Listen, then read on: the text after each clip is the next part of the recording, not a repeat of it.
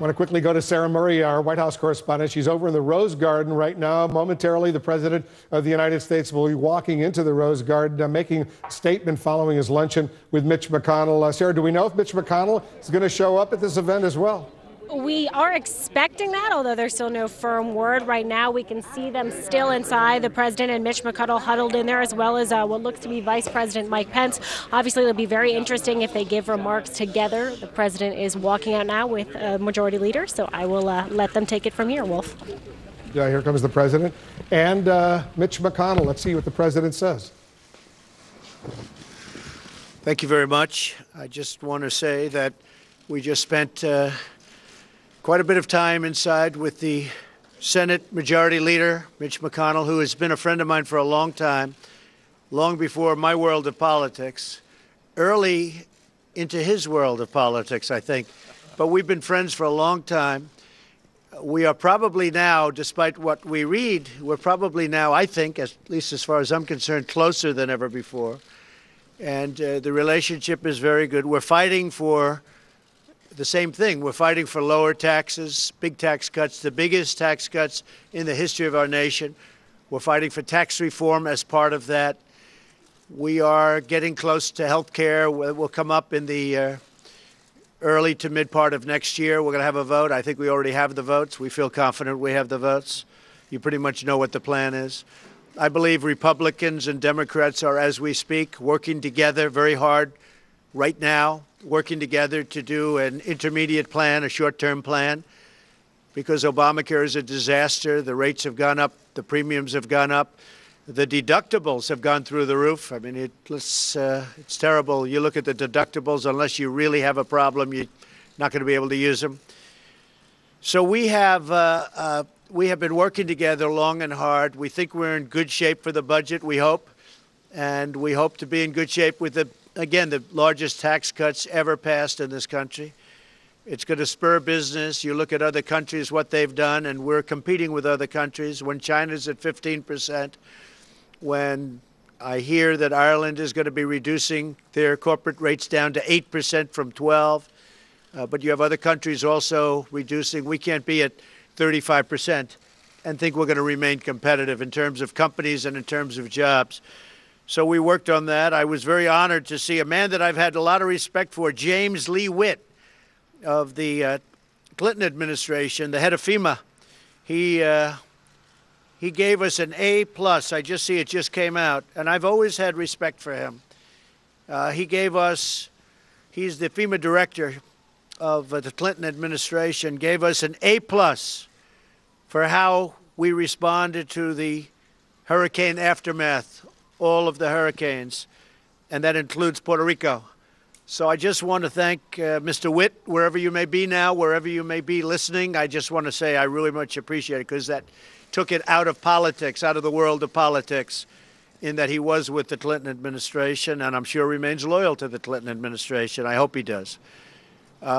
So just to finish off, my relationship with this gentleman is outstanding, has been outstanding. We are working very hard to get the tax cuts. We will continue to work hard to get the health care completed. I'm going to be surprising some people with an economic development bill later on, but I haven't even told Mitch because I want to focus on tax cuts and some other things right now. One of the unspoken elements that we discussed at lunch, and it just is not talked about. Yes, we got a great Justice Gorsuch, into the United States Supreme Court. He is going to be outstanding, hopefully, for many, many years. But something that people aren't talking about is how many judges we've had approved, whether it be the Court of Appeals, circuit judges, whether it be district judges. We have tremendous right now under review. The Democrats are holding them up beyond anything, beyond comprehension. They're holding them up. I mean, frankly, they have terrible, terrible policy. Terrible policy, and perhaps they're not even good politicians, but they are good at obstruction. So I looked at some of these numbers between the judges, and I want to say that we will set records in terms of the number of judges. And if you read the Wall Street Journal, I have to give them a little bit of a person, a writer, I won't mention names, but you can see it, who has really been a really fair person, wrote an article or wrote a editorial, in a sense, saying how well we're doing with judges and appointments. I think it's one of the big unsung things of this administration. In addition to the fact that we have had a lot of legislation passed on the VA and lots of other things. But the judge story is an untold story. Nobody wants to talk about it. But when you think about it, Mitch and I were saying, that has consequences 40 years out, depending on the age of the judge, but 40 years out. So numerous have been approved. Many, many are in the pipeline. The level of quality is extraordinary. And I just wanted to say that we're working very closely on that also and getting really great reviews from those people and, in many cases, some scholars that have been studying it. There has never been anything like what we've been able to do together with judges. So with that, I'd like to have Mitch say a few words. And if you want to do a little question and answer, we can do that also. Thank you very much. Thank you. Well, thank you very much, Mr. President. I want to underscore what the President said. We have the same agenda. We've been friends and acquaintances for a long time. We talk frequently. We don't give you a readout every time we have a conversation, but frequently we talk on the weekends about the issues that are before us. Obviously, passing the budget, which enables tax reform and tax reduction, comes next. Then the supplemental to take adequate care of those who've been harmed by the natural disasters we've been afflicted with lately. And of course, the Senate's unique role that seems to me a lot of people forget. We're in the personnel business. There are 1,200 of the President's nominations subject to confirmation in the Senate. The House is not in the personnel business. We are. The single most significant thing this President has done to change America is the appointment of Neil Gorsuch to the Supreme Court. But it's not just the Supreme Court. There are a lot of vacancies at both the circuit court and district court level. As the President's indicated, young, conservative. And when we say conservative about a judge, what we're talking about here are the kind of people the President's appointing to the courts believe that the role of a judge is to try to rule based upon what the law says, not what they hoped the outcome would be. Justice Scalia used to say, if a judge is not occasionally unhappy with the conclusion he reached, he's not a very good judge. Or as Justice Gorsuch put it down in my state a couple of weeks ago, judges don't wear red, they don't wear blue, they wear black. And those are the kind of people the President is sending up to the Senate to be confirmed. Many of them, as he pointed out, younger, who will be on the bench for a long time and have a great deal to do with what kind of country we're going to have far into the future. Legislatively, obviously, the top priority is tax reduction. And I think what the President and I would both like to say to you today, contrary to what some of you may have reported, we're together totally on this agenda to move America forward.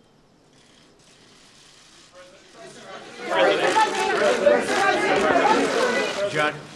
Mr. President, in terms of the timetable for tax reform, the Speaker of the House, Paul Ryan, has said he wants to get it done by the end of this year. He would make the House stay through the Christmas break in order to get it done. The Senate Majority Leader has said we'll get it done this Congress. Would you be okay if tax reform were not passed until next year as opposed to this year? Well, I would like to see it be done this year, John. I would like very much to see it be done this year. So we won't go a step further. If we get it done, that's a great achievement. But don't forget, it took years for the Reagan administration to get taxes done. I've been here for 9 months, a little more than 9 months. I can say the same thing for health care. If you look at Obama, first of all, you look at Clinton, they weren't able to get it done. You look at other administrations, they weren't able to get it done. President Obama, after a long period of time, was able to finally push it through, but push through something that's now failed, really failing badly.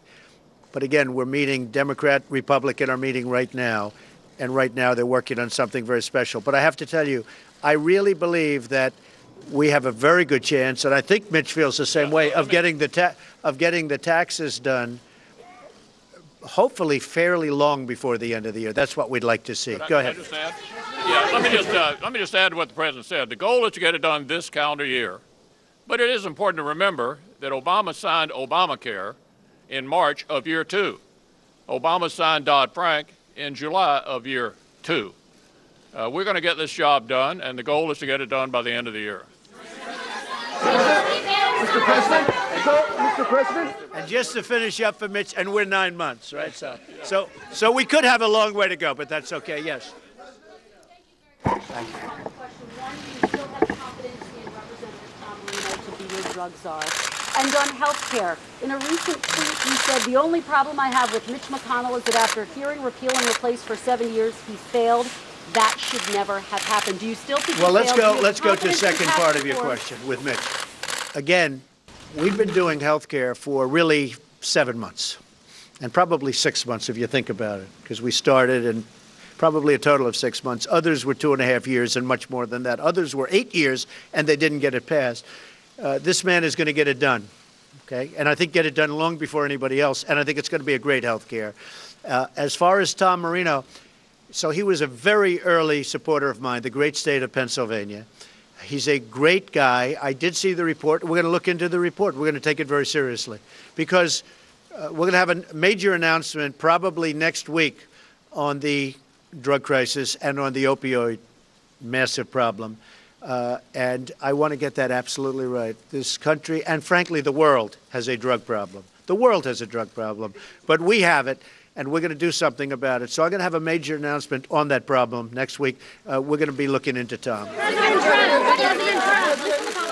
you, Mr. President. Trey Yanks with One American News. I'd like to ask you, do you support the plan by people who previously served in your administration, such as Steve Bannon, to primary Republican candidates in the 2018 elections who do not support your agenda? Well, I have a very good relationship, as you know, with Steve Bannon.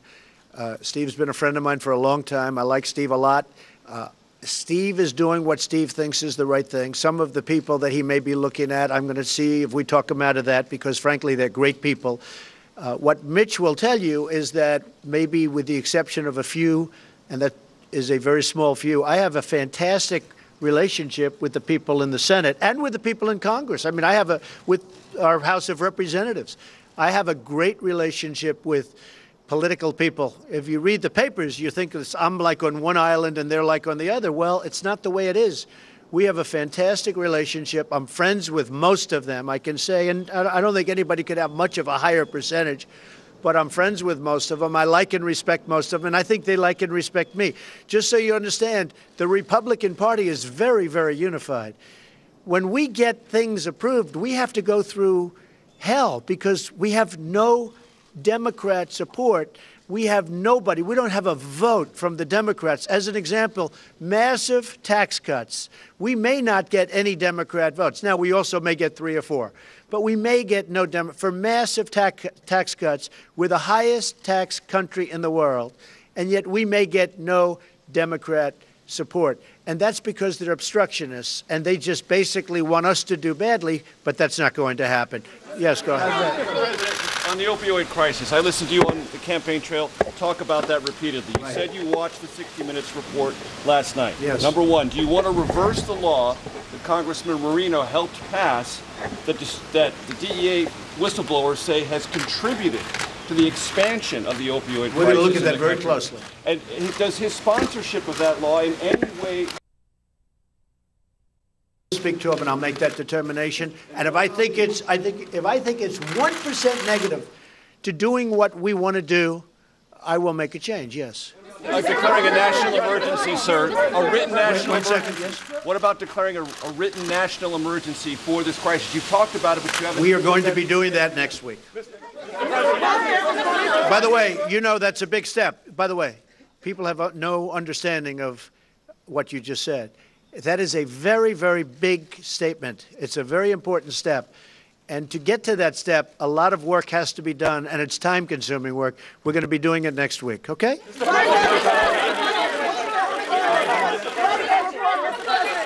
President, did you have a chance during your lunch today to discuss the comments that Steve Bannon made this weekend, and what do you make of those comments?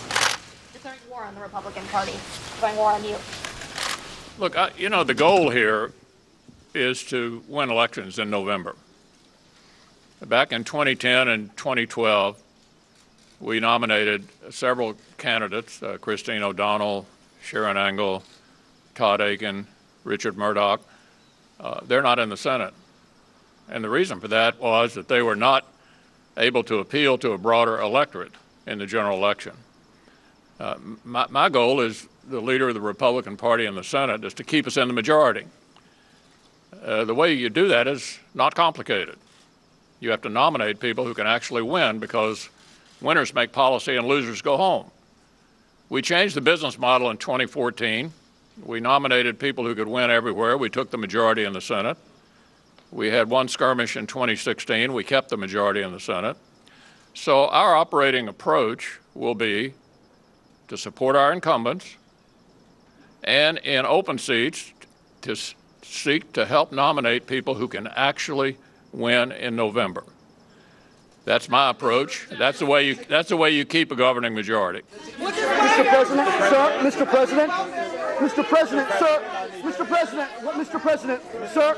Sir. Mr. President, earlier today you criticized drug companies and also insurance companies, saying that drug companies were charging prices that were too high and insurance companies were taking government money. Exactly right. What specifically would you like to see both of those types of companies do? So the insurance companies have made a fortune with Obamacare, an absolute fortune. As you know, what I did with the cuts at the end, which were all going, you're talking about hundreds of millions of dollars a month going right into the pockets of the insurance companies. And I'm very happy with what I did. And because of that, people are talking now. Democrats are talking to the Republicans for a short-term taking care of what we will call health care, so that people can have good health care without big spikes. You would have had massive spikes. You already have. I mean, every year, the massive spikes to Obamacare have been ridiculous. As far as, and I didn't speak to Mitch about this today, but a priority of mine, and you know that this is coming up, will be the cost of prescription drugs. We're going to get the costs way down, way down. And those drug companies, so you have the insurance companies in the one case. In the other case, actually, with regard to both, you have the drug companies. They contribute massive amounts of money to political people. I don't know, Mitch, maybe even to you. But I have to tell you, they contribute massive amounts of money. Me, I'm not interested in their money. I don't need their money. I will tell you, you have prescription drugs. You go to England, you go to various places, Canada, you go to many, many countries, and the same exact pill from the same company, the same box, same everything, is a tiny fraction of what it costs in the United States. We are going to get drug prices, prescription drug prices, way down, because the world has taken advantage of us. The world has taken advantage of us when that happens. So that's going to be very important. Mr. President, sir, Mr. President.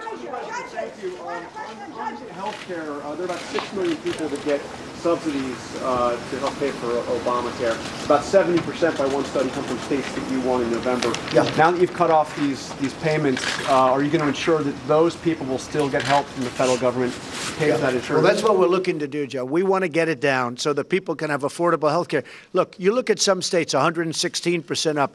In Alaska, over 200% up. In other states, 50%, 70% up. And those are some of the states that are doing better. Obamacare is a wreck. It's a mess. It's destroying lives. We want to get it in those states, the states that I did so well in, but also in states that I didn't win. I want to get health care that's much more affordable and much better health care, and that's what we're doing. Yes. Let me ask you about tax reform. Go ahead, tax reform. Yeah, tax reform. You had said the other day that there were some adjustments being made. Yeah. Barry Cohen said today that there would be some things that are negotiable. What exactly, in your eyes, is negotiable? And then for the leader, you said that the top priority is tax reduction. You did not say tax reform in 2017, Leader McConnell. So could you commit specifically to tax reform in 2017 for the both of you? So we are doing minor adjustments. We want to make sure that the middle class is the biggest beneficiary of the tax cuts and tax reform. And that's, I'm sure, what Mitch meant also, because people get it confused. We are doing massive tax cuts. We're also doing simplification and reform. Simplification, where literally, if we can do it on one page, now in some cases it may be 2 pages, but we're doing major simplification. We're bringing the categories down from, if you include 0, because there are 0, we're bringing it from 8 to 4. That's a big, big simplification, just that alone. But we are doing the massive cuts, and I will say this, wherever I've been, this has been so popular with the people. Now we have to get a couple of additional people to raise their hands. Mitch? President? Yeah, I agree with the president. It's about both reduction and reform. It's been 30 years since this kind of effort was undertaken successfully, and we're going to succeed this time. The bills, the details of them, will be written by the Ways and Means and Finance committees after we approve the budget, and obviously the budget opens the path to tax reform. But it's about both reform and reduction. Mr. President, North Korea. Mr. President. Why haven't we heard anything from you so far about the soldiers that were killed in Niger, and what do you have to say about that? I've written them personal letters. They've been sent or they're going out tonight, but they were written during the weekend. I will, at some point during the period of time, call the parents and the families, because I have done that traditionally. I felt very, very badly about that. I always feel badly. It's the toughest calls I have to make are the calls where this happens. Soldiers are killed. It's a very difficult thing. Now, it gets to a point where, you make 4 or 5 of them in one day is a very, very tough day. For me, that's by far the toughest. So the traditional way, if you look at President Obama and other presidents, most of them didn't make calls. A lot of them didn't make calls. I like to call when it's appropriate, when I think I'm able to do it. They have made the ultimate sacrifice. So generally, I would say that I like to call. I'm going to be calling them. I want a little time to pass. I'm going to be calling them. I have, as you know, since I've been president, I have.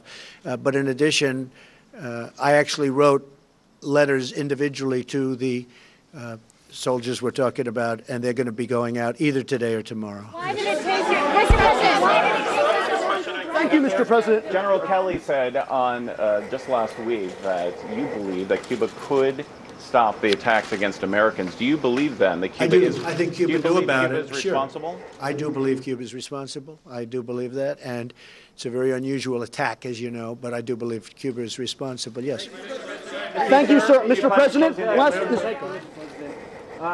Roy Moore down in Alabama has said that he believes homosexuality should be illegal and that Muslims should be barred from serving in the U.S. Congress. What makes you comfortable with someone with those beliefs serving in the U.S. Senate? And the same question to you, Mr. Leader. Well, I'm going to be meeting with Roy sometime next week, and we're going to talk to him about a lot of different things, but I'll be meeting with him. He ran a very strong race. The people of Alabama, who I like very much, and they like me very much, but they like Roy, and we'll be talking to him, and I can report to you then. Okay? Mr. President, sir. Mr. President, sir. Go ahead. Mr. President, this is a question for you and for Leader McConnell. Following up on your comments on judges, one of the issues outstanding right now is whether the Senate Judiciary Committee will keep the tradition of blue slips. And I'm wondering what your position is, Mr. President, and what your position is, Leader McConnell, since you know this is the tradition that right now gives Democrats leverage over the appointments. I can give you my position. The blue slip, for those of you who are not familiar with it, is a custom determined by the chairman of the Judiciary Committee. And Senator Grassley can give you his view of how he views this. I'll give you my view. My view is that a blue slip on a circuit judge is simply a notification of how you're going to vote. To conclude otherwise would have left us in the following position at the beginning of this Senate. 48 Democratic senators would have been able to blackball 62% of the circuit judge nominees. That's simply not a tenable place to land in a Senate that now deals with judges with a simple majority. So my own personal view is that a blue slip on a circuit judge should simply be a notification of how you intend to vote. Mr. President. We could talk blue slips, but my attitude is I just want really capable people going to the courts.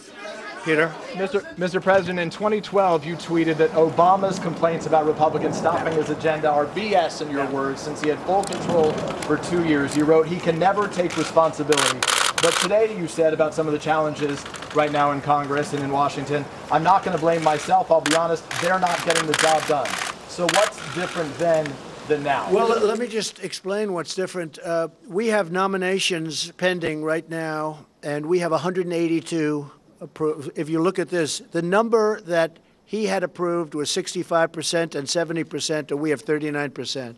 They're holding up every single nomination. Schumer and the group are holding up every single nomination. They are obstructing. They're doing, it's really what, I'm telling you, they're not good politicians, but they're very good at obstruction. They are holding up every single nomination. And I will tell you, Peter, it's not right. It's really not right. They'll bring them right out to the end, that last minute.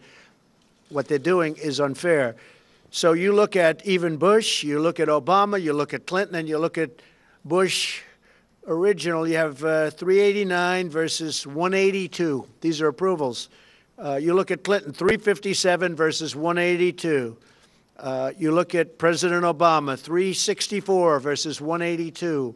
These are nominations approved, and what they're doing to us, we have unbelievable people in there waiting to be approved. They've been waiting for a long period of time. Now, I do believe that Mitch is going to start pushing them very hard, and he can do that, and he wants to do that. He also wants to get the judicial nominations through, and he wants to get them through fast. How about on health care, though? How about on... Go ahead, John. Okay. Go ahead, John. Could I just follow on that, if I could? You seem to have a budding spirit of cooperation with the Senate Minority Leader and the House Minority Leader when it came to the budget, when it came to this idea of finding a fix for DACA. But every proposal that you have floated since then, they have very critically rejected. So where is this relationship? Well, I hope to have a relationship. If we don't, we don't. I mean, we have races coming up, and as you know, in a year from now, I think we're going to probably do very well. I can say this, if we get taxes approved, we're going to do unbelievably well. Many of the senators are running in states that I won by massive amounts, over 20%, sometimes 30%, I guess in one or two cases by over 40% over the Democrat. Well, we're going to let you know that I would like to give you that answer in about 7 years from now. Is that okay? Mr. President, sir. Meaning 1 + 7. I hope to be, John, I hope to be able to, because I like the concept of bipartisan. But right now they are doing nothing but obstructing. And really, you know, if you think about it, they're against major tax cuts that's going to make our country stronger and more competitive. That's a hard thing to win an election on. And I believe that some Democrats will be voting for us when it comes to the tax cuts. Mr. President, sir. What about this economic development bill that you mentioned? I'm going to be proposing an economic development bill in the not-too-distant future. I want to get tax cuts obviously done first, maybe even the health care, but I think somewhere either in between or shortly thereafter, I'm going to be developing an economic development bill that will put us so far ahead of other countries, you will not even believe it. That'll be very important. Mr. President, sir. Sir, Mr. President, sir. Thank you, Mr. President. Last week, your administration made two major announcements on rolling back the Iran deal and getting rid of the cost-sharing reductions as part of Obamacare. And a lot of criticism has been leveled at your administration, saying that really all you're doing is... And a lot of praise. Fair enough, sir. Rolling back, a lot of what you're doing is simply rolling back everything your predecessor accomplished. Is there a single policy of your predecessor that you specifically do not want to touch, sir? Well, we're very opposite in terms of incentives and incentives for jobs and other things. And if you look at what's happened, we just hit a new high today again in the stock market. We've picked up, Mitch, it's as of this moment, $5.2 trillion in stock market value. We have the lowest unemployment rate in, I believe it's almost 17 years. We're doing well. We're going to be doing immigration work that's going to be outstanding, and we're going to have people coming into our country based hopefully on a merit system, not just coming in randomly, but they're going to be coming in based on a merit system where they can help us, because I have companies moving into this country. You saw what happened with the automobile industry last week with 5 major plants. We have companies pouring back into this country for the first time in anybody's memory. We are actually going to be fairly soon at a point where we're going to need workers. Our country is going to do so well, but the tax cuts are going to be a major, major part of it. you want to keep in place, though? Is there a single policy you keep in place? Not too many, I must say. It's the opposite side of the spectrum. Sure. Peter, go ahead, Peter. Just a quick question. Earlier you said that President Obama never called the families of fallen soldiers. How can you make that claim? I don't know if he did. No. I was told that he didn't often, and a lot of presidents don't. They write letters. I do. Excuse me, Peter. I do a combination of both. Sometimes it's a very difficult thing to do, but I do a combination of both.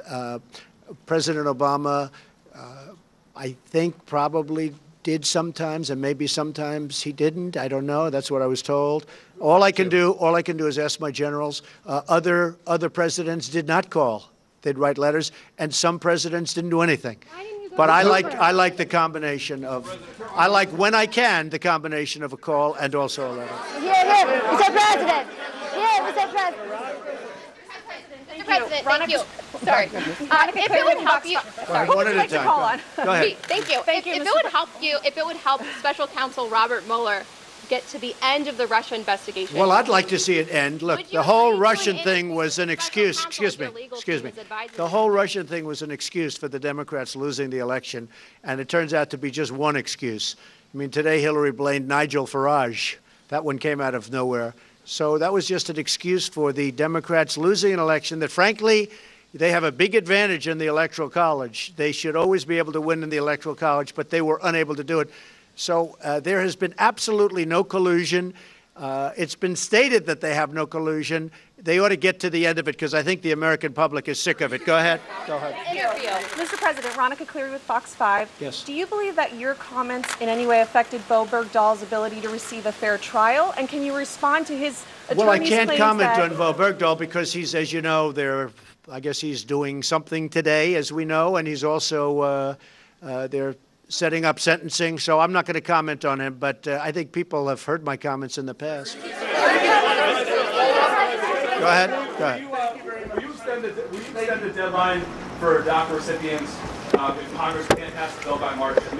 Well, they should be able to do something, but we need very strong border security, and we do want the wall. Go ahead. The question is about the fires in California. They feel like they're left out. No, they haven't. In fact, I spoke to Governor Brown. We had a great conversation. We have FEMA there, and as you know, James Lee Witt gave us an A+, and I think if he didn't include the fires, he would include the fires also. We have FEMA there. We have military there. We have first responders there. It's a tragic situation, but we're working very closely with the representatives from California, and we're doing a good job. Mr. President, Mr. President, Mr. President, Mr. President, Mr. President. Go ahead, back. Yes, go ahead, back. In the wake of an avalanche of allegations made against Harvey Weinstein, your campaign is being subpoenaed for any documents relating to sexual harassment allegations made against you. Do you have a response to that? All I can say is it's totally fake news. It's just fake. It's fake. It's made up stuff, and it's disgraceful what happens. But that happens in the world of politics. John. On the wall, are you going to insist that we must have wall funding before you would sign something for the Dreamers or spending for the rest of the year? Our country needs a wall. Mexico, you see what's happening there. You see what just happened yesterday with one of their big political leaders. Mexico is not doing particularly well when it comes to the kind of thing that we have great interest in. Drugs are pouring across our border. We're stopping it, but we need a wall to really stop it. We need a wall in this country.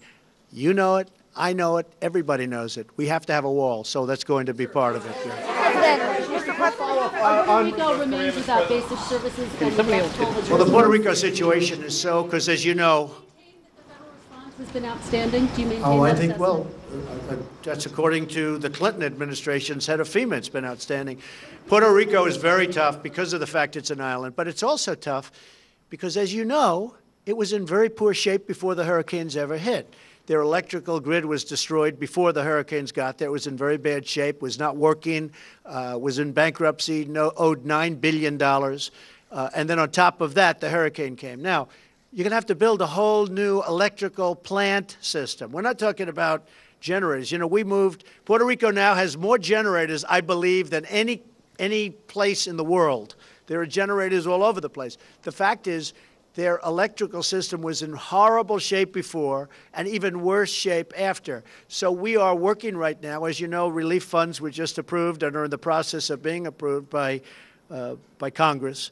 And that includes Texas, by the way. That includes Florida. And it also includes Puerto Rico, the U.S. Virgin Islands, et cetera. But it was in really bad shape before. We have done, I will say this, we have done. People don't have drinking water. We've delivered tremendous amounts of water. Then what you have to do is you have to have distribution of the water by the people on the island.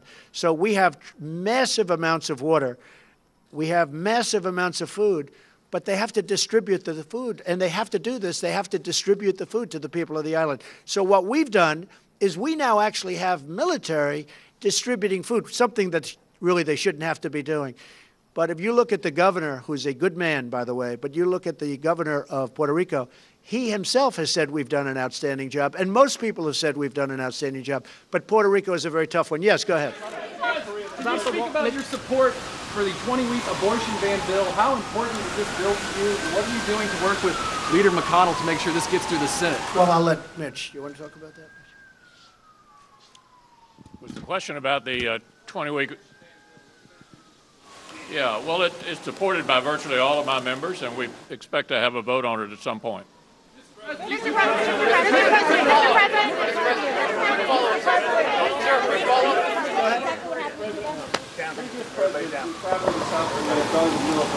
There are those who believe this would be the worst time to do that because it would be viewed as provocative.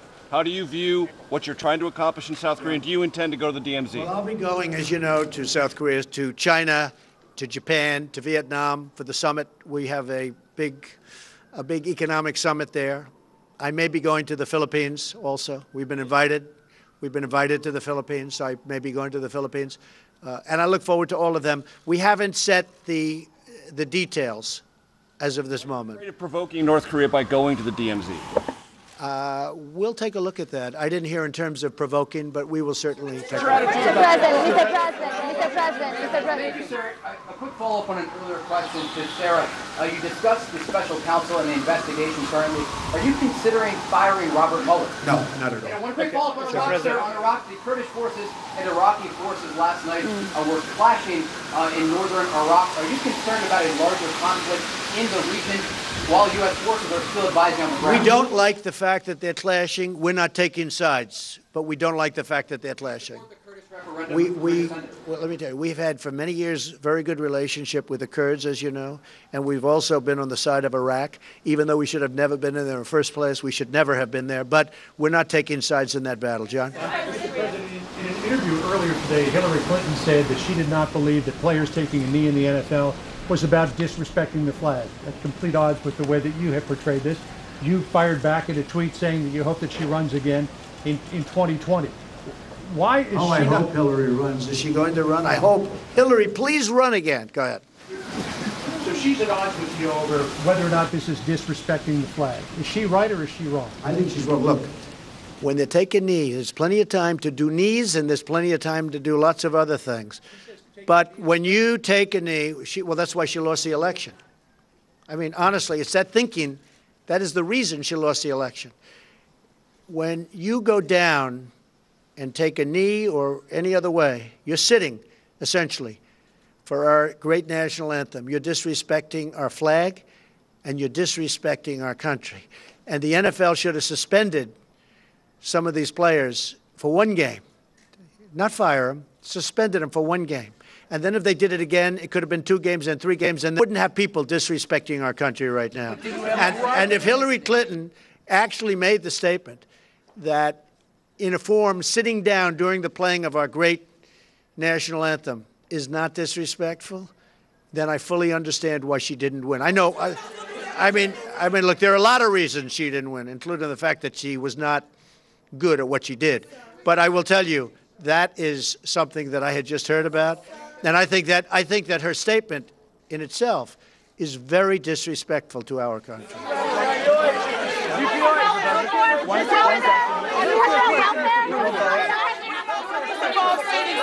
Thank you very much. Police-involved shootings. as it relates to the NFL. That is what the players are saying is the crux of why they're taking a knee, sir. The police-involved shooting issue. It is very disrespectful to our country when they take a knee during our national anthem. It is very disrespectful. Just hear it, hear it. It is very disrespectful to our country when they take a knee during the national anthem, number one. Number two, the people of our country are very angry at the NFL. All you have to do is look at their ratings and look at their stadiums. You see empty seats where you never saw them before. A lot of people are very angry at it. It is highly disrespectful. They shouldn't do it. Thank you very much, everybody. Thank you. We'll be careful. Mr. President, is health care now Trump care?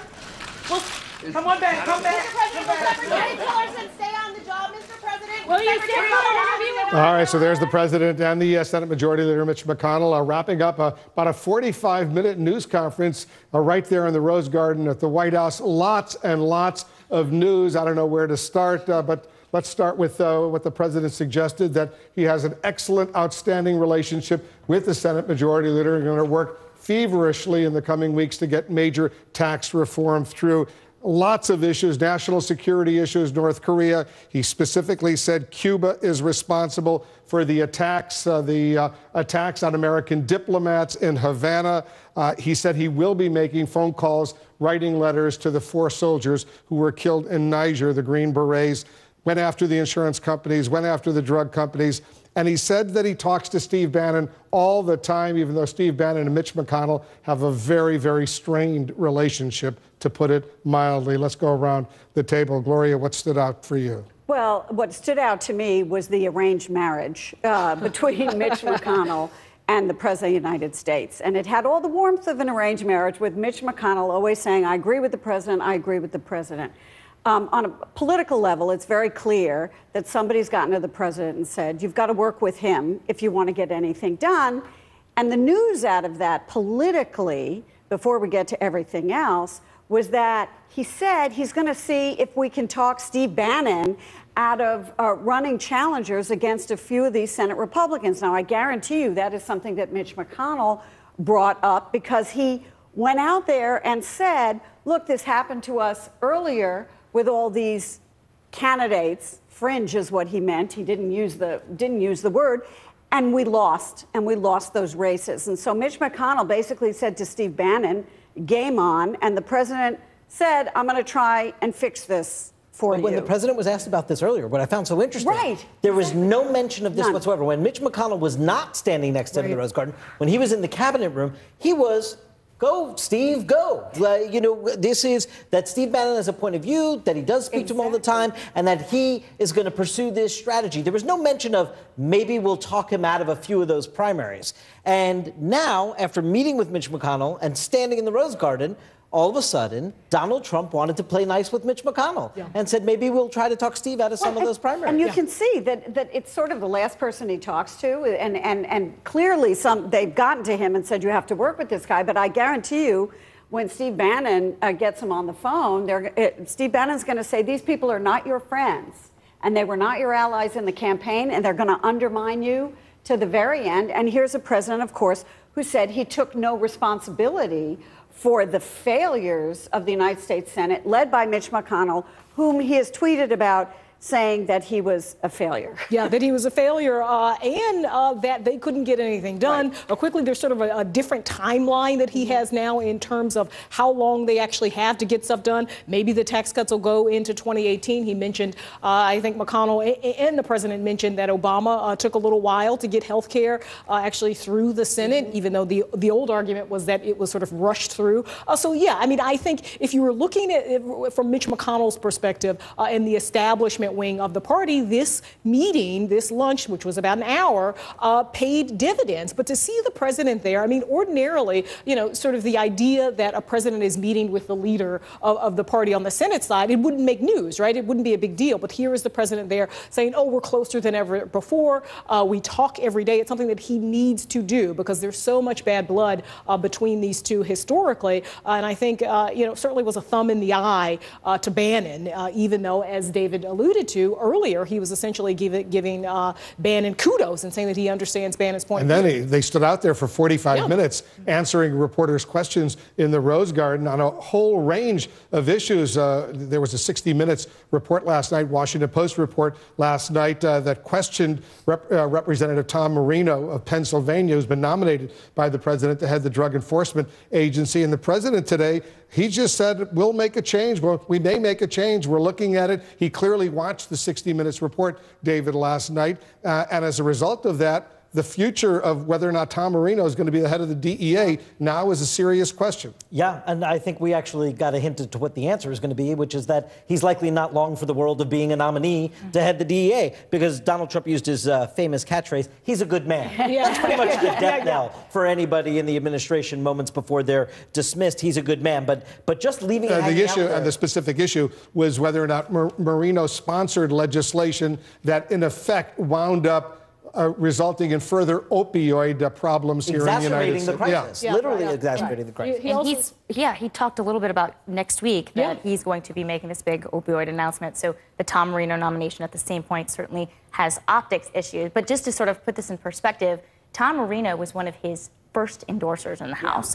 He called Marino and another Pennsylvania Republican Thunder and Lightning. I can't remember if Tom Marino was Thunder or Lightning, but he had nicknames for them. He knows them personally. So the fact that he's saying potentially this guy might not be my nominee is a big deal for Trump. The other news out of this, the fact that the President of the United States has yet to call the families of these. Well, he said he will be calling them tonight or tomorrow. But I believe it happened 2 weeks ago. So there's been a bit of a lag time in terms of him calling. He said that at some point in writing the letter, he said, I think the letter is going to go out either today or tomorrow. Right. He suggested that other presidents hadn't called, and then he sort of stepped back from that, and you had reaction on Twitter from Obama aides essentially saying no, that President Obama did routinely reach out to the families of fallen soldiers. So that, I mean, I think, they've got to get those letters out. They've obviously got to reach out to those families. But the fact that he's waited 2 weeks to do that. It's been a week. It's been a week since the attack on the U.S. soldiers, the Green Berets in Niger. 4 American soldiers were killed. And today the president did say he will be writing letters. Maybe they'll be mailed out tonight or tomorrow, and he will be calling the families. But another thing, and I thought that was, first of all, it's a little late. Yeah. I think. It's a little late. And as you said, the Obama also, it's the kind of thing you don't have to compare yourself to past presidents. Exactly. It's not necessary. Just make the call. But you see where his mindset is, because everything is about comparing himself to Obama. But on the Russia investigation and on the hacking of the election, his mindset has not changed from day one, where he said the whole thing is an excuse for Democrats losing the election, no collusion, et cetera, et cetera. That explanation of this has not changed. What has changed is that he immediately said, I'm not going to fire the special counsel Mueller, period, end of sentence. And this has been an evolution, I think, in his thinking, because originally there were people in the White House saying they needed to talk him out of that notion. I think he's finally kind of accepted. No talk of red lines of what Mueller's allowed to do or not allowed to do. No hanging out there of him sort of observing Mueller's behavior. Just not at all. I'm not going to fire him. That is actually something he has, as you said, evolved on. Yeah, he said absolutely no collusion. They ought to get to the end of it quickly. He's over it for all practical purposes. But Robert Mueller, the special counsel, clearly not over it. He's got a team of high-powered attorneys who have been brought in, investigators, and they spent, hours on Friday interviewing the former White House Chief of Staff, Reince Priebus. Another interesting point, Rachel, and you covered the Hill, very interesting, is that he said, at least in an interim, let's get a deal on health care, Democrats and Republicans working together, an interim deal, worry about repeal and replace next March or April. Yeah, and yet he called them obstructionists and said they're terrible politicians, except for, stopping his agenda. So, he wants to work with Democrats. Clearly, he opened the door to, potentially doing some sort of fix for the healthcare markets. And yet at the same time, he's attacking, Democrats at the same time. So how do you do both? I'm not sure. I will say, though, my sort of takeaway from this press conference was that a lot of Hill Republicans, I think, will like this, not only because, he said he's going to leave Mueller alone. He talked about the wall. He said point blank when he was asked a question about DACA, what are you going to do on the DACA situation? He said, I need a wall to codify this program that allows, undocumented youth to stay here. And he obviously struck a deal with Democrats saying the wall did not need to be part of this just a couple of weeks ago. And so I know personally from a number of senior Republicans who went to the White House and tried to change his mind on that. It looks like they've been successful because he is saying, I need a wall, and is tacking to the Republican line. And he really went after the insurance companies and the drug companies, the big pharma, the big drug companies, the big insurance companies, saying, you know what? Their profits are going to go down as a result of what I'm doing. He's trying to change the conversation. He's on healthcare in particular. He's trying to say, look, insurance companies have made a fortune off of healthcare. This is not a question of people who are in the insurance markets, in the Obamacare markets, their premiums going up, which is the Democratic talking point. He's trying to change that to, I'm not on the side of the insurance companies, and I'm not on the side of big pharma, and I'm going to lower your drug prices. So I think what they were trying to do today on this issue, as well as on everything else, I think there was a feeling that they needed some kind of reset here. Because the Democrats were out there on health care and quite successfully making their talking points about how premiums are going to go up and this is going to hurt people. And I think that they were looking for a way to reset the relationship with the Congress and the Republicans, and, you know, the president saying Republicans get along very, very well. And on every level, I think this was sort of trying to kind of turn the page, reset the conversation, and have the president do it. And by the way, he seemed to be having fun. And a sense of momentum, right? I mean, you got that there. You said he looked like he was enjoying it. That certainly looked the same way when he was in the cabinet meeting as well, really wanting to take those questions. And also, he looked very engaged, right? I mean, there's so many times where this president doesn't seem so engaged in whatever the issue of the day is. I do think, though, I mean, it was such a freewheeling presser, and the cabinet sort of statements were too. You wonder if any of this helps sort of the bottom line, which is them trying to get tax reform passed and passed quickly, right? Are they going to have enough senators? There's word that one senator, Senator Cochran, might not be back on the Hill anytime soon. He's been dealing with an illness. Are they going to have the horses? It's one thing to have McConnell there in sort of a show of unity, but are they going to have enough votes? But that's exactly where I think it helps. I think because, you know, we watch it live on cable, but the image that's going to stick with this, and that is going to be in people's homes and on newspapers tomorrow and what have you, is the image of President Trump and Mitch McConnell side by side.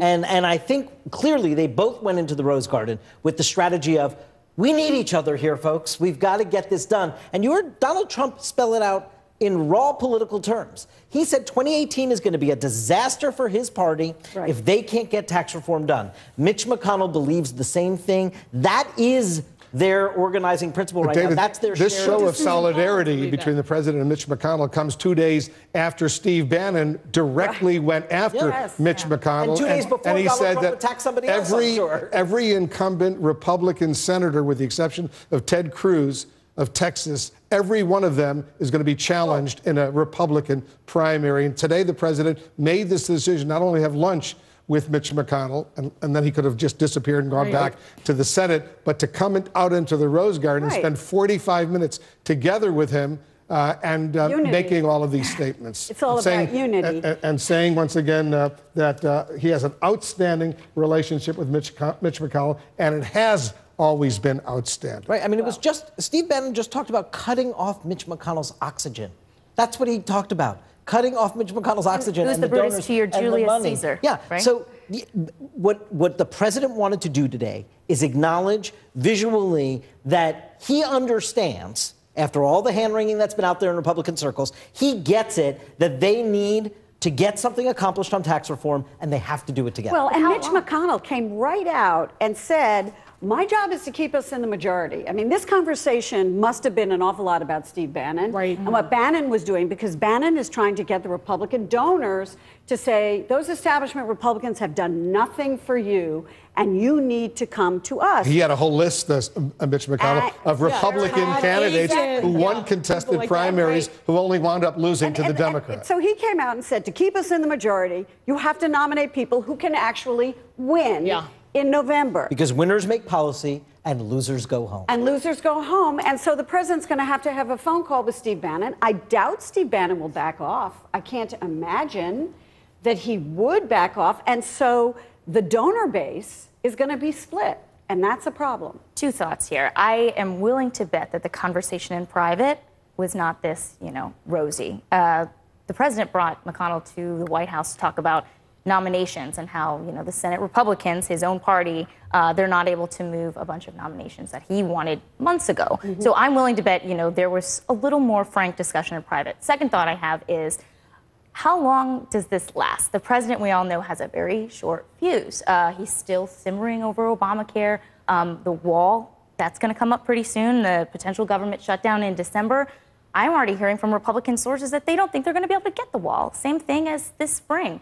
So how long does he stay with McConnell and keep this sort of even, field and even level? Not very long. Exactly. I don't think it's going to be long either. So, we'll see what happens. But there was some other major news I thought that the president made on foreign policy issues. He said, yes, I do believe Cuba is responsible for those American diplomats losing their hearing, those attacks that were going on. He flatly said, I do believe Cuba, referring to the government of Cuba, is responsible for that. And as far as the latest clashes that have been going on in northern Iraq between Iraqi Kurds and the Iraqi military, he says the United States is not taking sides. We don't like what's going on, but the U.S. is not taking sides. The U.S. still has thousands of military personnel in Iraq working with the Iraqi military, but they're also very close with the Peshmerga, the Kurdish forces. There have been clashes in recent days. The U.S. not taking sides on that. I also thought it was very interesting that he said he would take another look when he visits South Korea, whether he goes to the demilitarized zone. All American presidents have made an appearance at the DMZ. I was the White House correspondent during the Bill Clinton administration, and I traveled with him to the demilitarized zone when Bill Clinton was there. Every American president goes there, and he says, if this is something that is potentially complicating, I'll take another look at it. I was surprised he said that. He was asked whether it was going to be provocative, and he didn't seem to, he said, oh, well, I'll take a look at whether it's provocative. Of course it's provocative for the president to go there. I mean, Mike Pence. What's provocative from the North Korean perspective are the military exercises that are going on in South Korea between the U.S. and South Korea. I want to quickly go to Will Ripley. He's joining us right now. He's been to North Korea more than a dozen times. Will, what was, when you heard the president say, if it's provocative, maybe he'll take another look at whether he should personally show up at the DMZ. As someone who's been to North Korea several times, what was your reaction? Well, if President Trump were to visit the demilitarized zone, it would be remarkable for him to be within earshot of North Korean soldiers who are standing on guard there. But we know that North Korea's Supreme Leader Kim Jong-un has visited the DMZ before. President Trump is going to be making a multi-nation visit to Asia early next month. He'll come here to Japan, he'll go to South Korea, China, Vietnam, and the Philippines. But that visit to South Korea, particularly significant from the North Korean perspective as they watch all of this. And we need to watch North Korea's activities during that time as well. I was speaking just a few hours ago with a North Korean official who told me that President Trump's visit to this region could be a time that North Korea tries to demonstrate to the United States that they have this capability to fire an intercontinental ballistic missile with a nuclear warhead to the mainland U.S. We had heard before the threat from North Korea's foreign minister of an above-ground nuclear detonation. It would be the first one in more than 37 years since China did it back in 1980. We have also, we know that North Korea, according to Russian lawmakers, may be preparing to test a new kind of even longer range missile than what we've seen in the past. Could they try to do that during President Trump's visit to Asia, or will they do it over the next 10 days during these U.S. and South Korean joint naval drills? But either way, if President Trump were to visit the demilitarized zone, it would certainly be one, and imagine the remarks that he would make at the DMZ, standing very close to North Korean territory. Would he use that nickname for North Korea's leader, Kim Jong-un, and call him Little Rocket Man as he's standing within eyesight of North Korean territory? If he were to do that, that would just be one more highly provocative gesture on the part of the United States, essentially kind of goading the North Koreans, almost forcing them, in a sense, to respond in a very strong manner. Yeah, but if he doesn't go to the DMZ, it would be seen, I'm sure, by some as a sign of U.S. weakness, since other presidents, when they visit South Korea, especially the first time, they make a point of going up there supporting. Right now, about 28,000 U.S. military personnel are serving in South Korea. Many of them have their families there. Maybe another 200,000 U.S. citizens are working and living in the Seoul area, only about 15 or 20 or 30 miles from the DMZ. It would be surprising if the president didn't show up at the DMZ, but we'll see when he goes over there. Will Ripley joining us right now. Lots of news from the president at this 45-minute impromptu news conference in the Rose Garden. When we come back, we're going to